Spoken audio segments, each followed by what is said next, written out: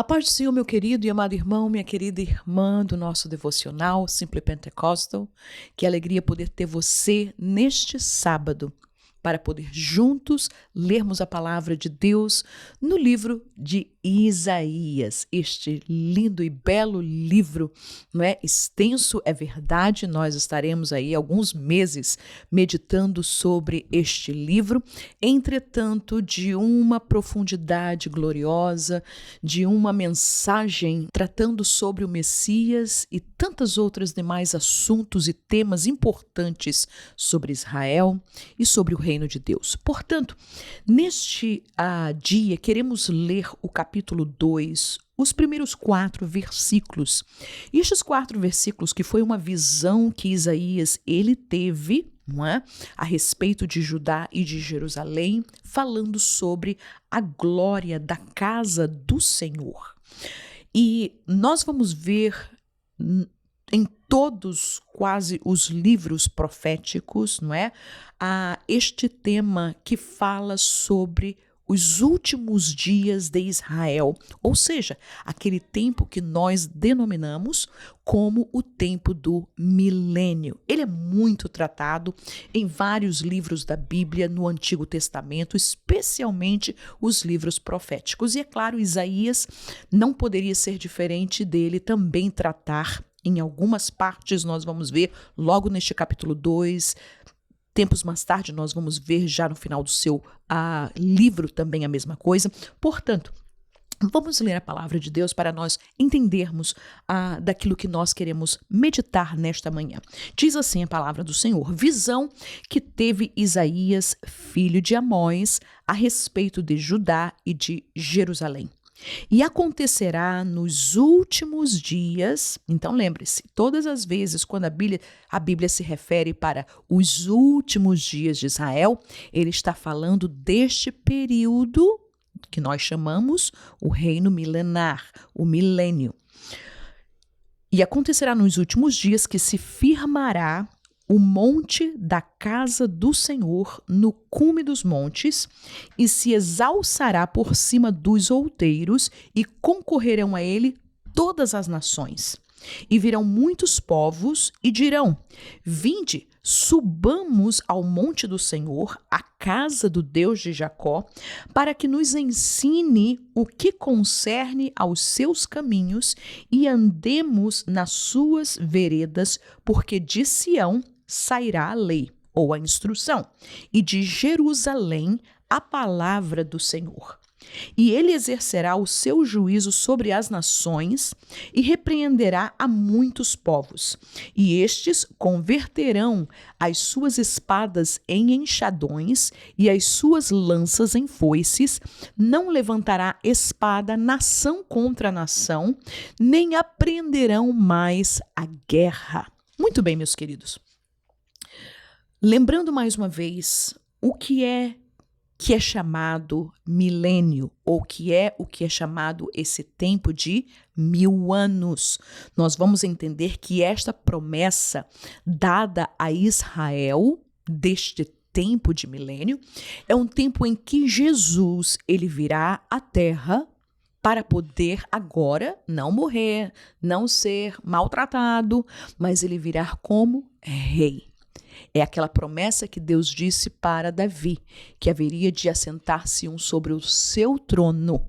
Ou seja, Jesus quando veio, ainda que as pessoas o chamavam de filho de Davi, entretanto Jesus ele não veio para governar, para reinar, para poder assentar-se num trono. Ele veio para poder salvar a humanidade dos seus pecados.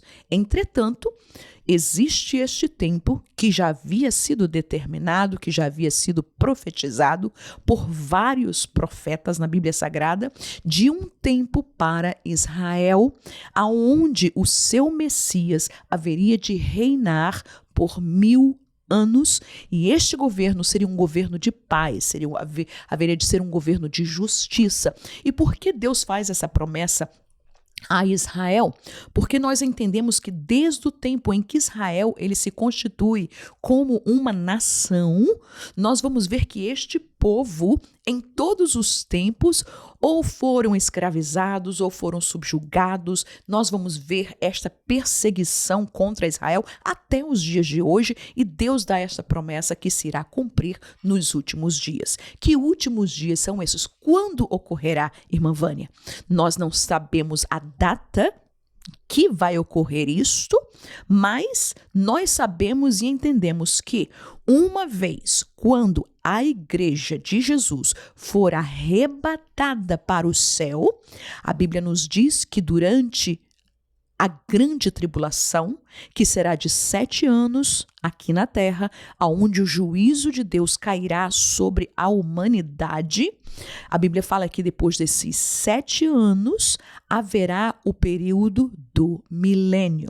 Serão 1000 anos de paz, 1000 anos literais, em que não somente Israel agora salva, também a igreja glorificada e os gentios que foram e usaram de beneficência para com Israel também poderão participar deste período de milênio. E nós vamos entender e nós vamos, eu estava pensando nisso e disse, meu Deus, tantas pessoas, tantos governos querem e oferecem e pedem, e dizem e almejam ter um tempo de paz. Você já olhou para a história de Israel e quantas vezes foi tentado ser feito um tratado de paz entre eles e os palestinos e ninguém consegue alcançar isso? Nós vamos ver que não somente eles, mas o que nós vimos ao nosso redor, irmãos? Desde os primórdios da humanidade, são guerras, fome, injustiças, mentiras. As pessoas roubam, as pessoas se intrigam, as pessoas fazem tudo. Existe dor, existe enfermidades, existe tantas coisas que contribuem para que as pessoas, para que a humanidade não tenha paz. E por isso, Jesus, neste livro de Isaías, ele é chamado o príncipe da paz. E nós entendemos que, mesmo nós hoje vivendo nesta terra, uma terra, um país, você no Brasil, eu aqui nos Estados Unidos, mas nós sabemos que os governos dessa terra não querem, ou seja, e não fazem paz, por mais o governante que seja uma pessoa boazinha, entretanto, eles não são perfeitos. Mas a Bíblia Sagrada nos promete que o reino de Jesus será este governo de paz. O versículo 4 que nós falamos aqui disse que ele exercerá o seu juízo sobre as nações, As nações, ou seja, os gentios, e repreenderá muitos povos, e estes se converterão às suas espadas e enxadões e suas lanças e foices. Ou seja, não haverá guerra, não haverá rumor de guerra, não haverá intriga, não haverá problema com seu vizinho, não haverá problema com a sua, com a pessoa do lado. Não, por quê? Exatamente isso, porque não somente Jesus, ele estará governando, mas o diabo que incita o pecado, a Bíblia diz que ele estará preso por 1000 anos. Portanto, não haverá morte, não haverá enfermidade, não haverá, ou seja, todas essas coisas que o inimigo traz para poder destruir a humanidade, não haverá, estará limitado porque ele estará preso e Jesus estará governando para poder mostrar que ele, a raiz de Jessé, o filho de Davi, como o chamavam, ele é o Messias e que o seu governo é e será de paz, tranquilidade, prosperidade, aleluia. Mas o que me chama a atenção aqui, no versículo 3 ele diz, virão muitos povos e dirão, vinde, subamos ao monte do Senhor, a casa do Deus de Jacó, para que nos ensine o que concerne os seus caminhos e andemos nas suas veredas, porque de Sião sairá a lei e de Jerusalém a palavra do Senhor.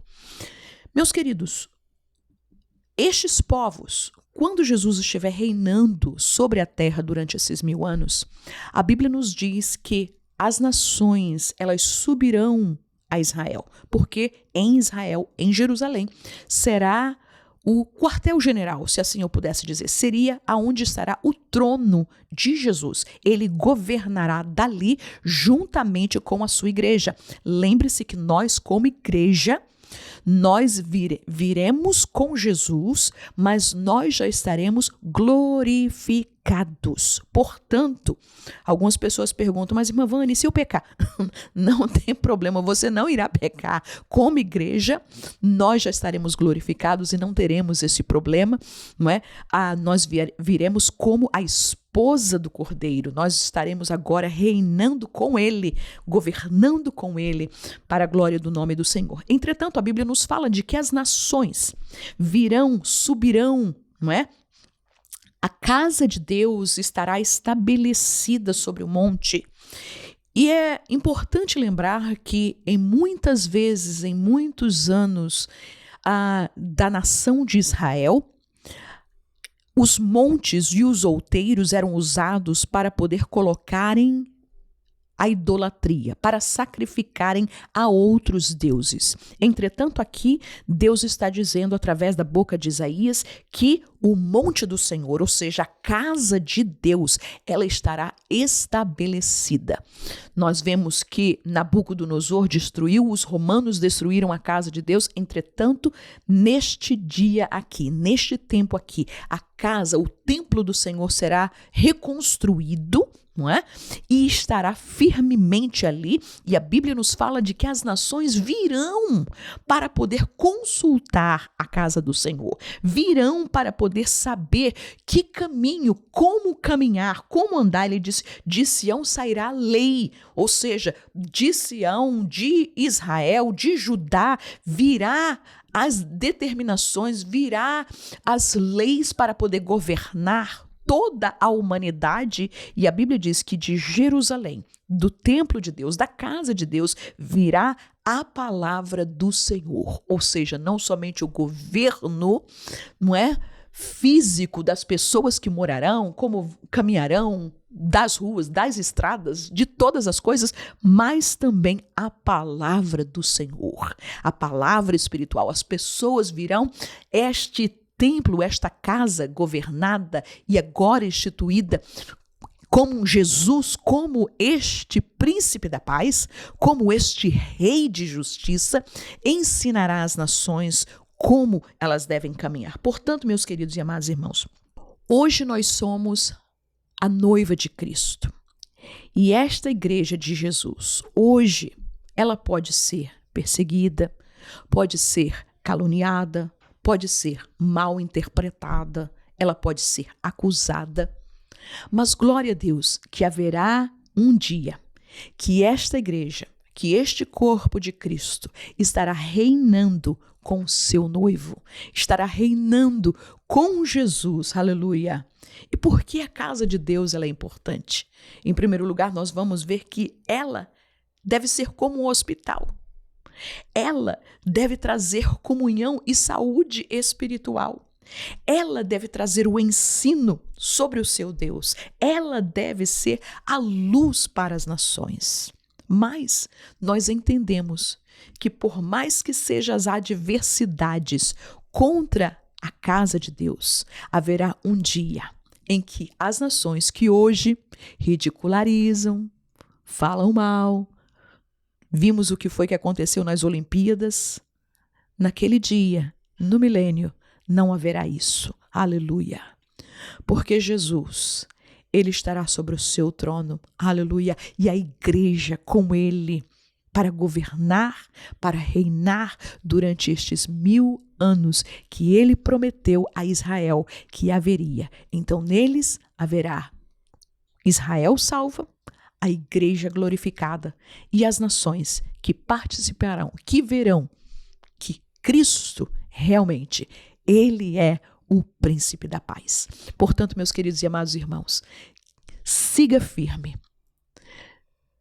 Continue sendo fiel à sua igreja, à sua pequena congregação, aqueles que estão ali lutando para poder trabalhar na obra de Deus, para cumprir o mandato de Jesus, para poder fazer com que o reino de Deus possa expandir. Eu e você somos parte dessa igreja, parte deste corpo. E um dia nós estaremos ali para reinar com Ele eternamente para a glória do nome dEle. Por isso, vale a pena aquele pequeno sofrimento que nós possamos passar aqui na terra. Ou lá em cima não haverá nada disso. Lá em cima nós estaremos eternamente com o nosso Mestre. Lá em cima, nós não lembraremos das angústias, das tribulações e, como dizia Paulo, a nossa leve e momentânea tribulação não há de se comparar com o peso de glória que nos espera no céu. Amém? Assim que Jesus te abençoe, que te dê um abençoado fim de semana juntamente com sua família, na sua igreja, na sua congregação. Aleluia. Que Deus te abençoe. Amém.